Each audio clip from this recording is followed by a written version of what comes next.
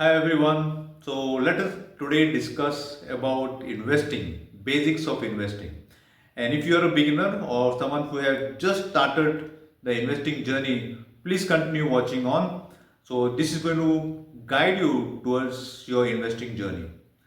So in this video we are going to cover various aspects. Few of the aspects are why people invest, what are different instruments or avenues available so that you can park your capital, and then we're going to see which among this avenue is the best possible option for various goals. And then finally we're going to strategize an investing decision so that to meet our financial goals with as less risk as possible. So continue watching on and please hit the subscribe like button so that this video can reach to as many investors who have just started their investing journey or looking forward to start their investing journey, and hoping this video is going to be as beneficial as possible to you, because this video has been built on my experience in the investing world altogether. So let us start our first topic. So what is the need of people to invest? Now, in the ancient days, we used to have this concept of piggy bank, wherein whatever wages or salary people used to earn, they used to spend on various needs like for clothes or for food or medical expenses, and then whatever remained, they used to indulge in various other desires. Maybe the desire could be to buy a phone at that particular point of time, or whatever remains they used to start saving in the piggy bank. And now this piggy bank is to get accumulated over a period of time to meet certain dreams in their life. So once that accumulation happens and then piggy bank is just broken off, and then they feel very happy that they have accumulated so much money to fulfill their particular desire. So that is the reason why people want to invest, to meet certain need, to meet certain desires, which are either can be in the future or it might be immediate short term. Now either I can save this money in the piggy bank, just keep on accumulating and wait for the accumulation to happen to reach my desired goal, or whatever I save, I could invest in certain instruments which can help me expedite and earn more over my investment. It's like making money grow money. So money works for me. So when I put money, I earn additional money because I have invested in that particular instrument. But if I keep in the piggy bank, it just serves no definite purpose for that matter, just accumulating and then meeting my desired goal. Now, if my desired goal is very far off, maybe just collecting on the piggy bank might be enough. But certain goals might need me to invest so that I can meet that particular expectation or the desire, or my desire just goes unfulfilled. So that is the reason why people want to invest their saved capital so that they can meet all their goals. Now this brings me to very interesting topics within the first aspect, as we need to understand what are our goals. If we have no goals, why invest? Just leave it out in the piggy bank, just accumulate and be happy one day with so much money. But if I have goals, my goals could be various goals like meeting lifetime needs in the future after I have exited my job, or it could be meeting my child's education or meeting my child's marriage plan. So now each aspect of this dream can be optional, or you could just drop out the dream altogether. It's a personal choice, hence it is a personal finance. But nevertheless, we need to identify each and every of our dream. So once we have listed all our dreams, all our future dreams or our short-term immediate dreams, once we have listed them down, we are now ready to start saving, and saving so that we can invest. Either I could save in the piggy bank, do nothing with it, earn no additional interest or capital over my saved amount, or I could invest whatever I've saved into various other instruments. Now I need to know what are the options available so that I can save my capital or invest my capital. So now the various options which are available, the first option is fixed deposit, the second option is debt instruments, you have equity instruments, then you have gold, then you have real estate, and you have alternate investments as well. Now you have so many instruments. Now each of these instruments have a certain degree of risk, and based on that risk, your expected return is going to be fulfilled. If your expected return is low, you can put it into fixed deposit or debt instrument. But if your expected return is high, then you need to put in either alternate or equity investment.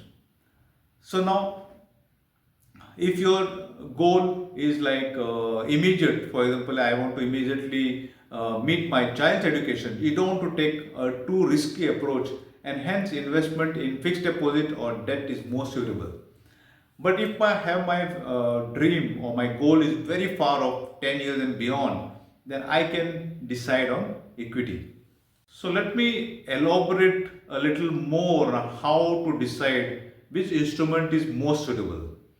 Now that we have listed all our financial goals or financial dreams, we now need to bucketize these dreams.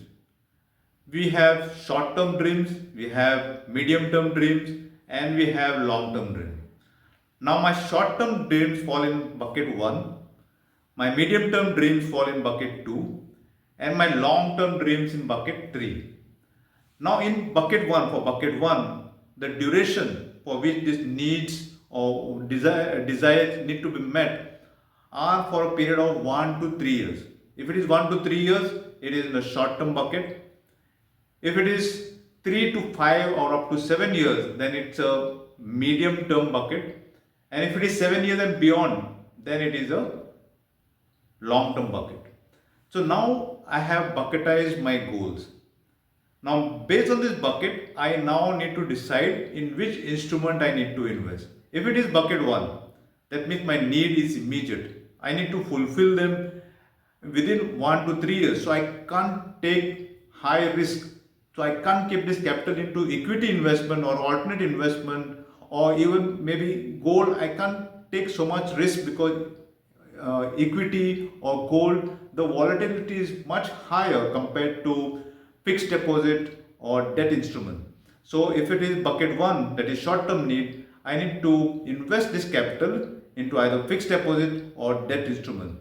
The better option would be debt instrument, because if it is debt mutual funds particularly in which you are investing, then you can avoid the taxation within the immediate period of 1 year. But if you need it within 1 year, then fixed deposit will be more suitable. If it is 2 to 3 years, then you can delay your taxation beyond 1 year if it is kept in debt mutual funds. So now we have talked about our short-term dream. Our short-term dreams are now going to be fulfilled once we have put into debt or fixed deposit. Now once this is done, you then need to move to bucket 2, which is our medium-term dream. So to meet a medium-term dream, we now decide a slightly more riskier options because our dream is slightly far off. So we can decide upon a mixture of conservative plus hybrid and balanced mutual funds. Or you could invest some portion of it into like direct stocks, 50% and 50% into debts or bonds. So this is going to help us meet our medium term needs or medium term dreams. So now our medium term dreams are set to be fulfilled. Let us move to fulfill our long term dreams as well. So for our long term dreams, we can take higher risk, we can take more riskier options. So if the options, if we have long tenure, then we can decide upon equity investment. So equity investment can either be into direct stocks or it can be into mutual funds as well. So you can take either route based on your knowledge. If you have knowledge of direct investing, you can certainly opt for direct stock picking, or you can go to the mutual fund route, which is already managed by a competent qualified fund manager. So this strategy is going to help you fulfill each of your need or desire. Now how do we calculate, how do we know how much we need to save so that we can meet our goals? Each of them is our goal. Now, if our savings, whatever required to meet our goals is not as per expectation, then we need to then check the priority of our goals and let go certain goals if they are of low priority. Meet the high priority goals first, and then think about high priority goals in the future. What is high priority for one may not be same as that of the other, and hence the reason this is fully personal finance. If you have still doubts, queries, if you want help on making a financial plan, please drop in a comment. I'll be glad to help you out. I am an investment specialist, come retirement specialist. I have been certified on both of these topics, so I'll be really glad to help you. So let us move on to our next topic. So, in the quest of meeting our desired goals, desired dreams, we forget two aspects, and most of the investors actually forget. The first aspect is your term insurance, and second is your health insurance. This is must have before you start your investing journey. And one more, which is your emergency fund. So you need to have 6 months to 1 year of emergency fund, and this emergency fund should be able to cater to your needs, at least your needs for the next 6 months to 1 year. Then when it comes to health insurance, you should definitely opt for a family floater. If you are a family of you have a spouse and kids, if you have parents, then you opt for another insurance for your parents. And of course, a term insurance, that means the active member who is working in the family, if God forbid anything happens, then the living family, the spouse and the children will able to get a significant amount of money depending on how much term insurance has been opted for. So how much the life insurance should be, how much the term insurance should be, there are definitely some calculations involved. And if you need help, please reach out to me. There's something called as a human life value calculator, which is definitely of great importance. It should not be a rule wherein 10 times your salary or 10 times your. That's not a definite way of defining how much term or health insurance you need. There's a different defined process, a defined way of how we can calculate how much health and term insurance you need. And you'll be surprised that it may be much lesser than what you actually think of. So this brings us to the end of basics of investing. So please hit the subscribe and like button if you have liked this video, and if it's going to help others as well, please do share it out to your friends and relatives so that it can be of immense value to them. And if you have certain topics in your mind which you want me to make about, if you want to make it more simple, please drop in a comment and I'll be glad to make videos on this topic.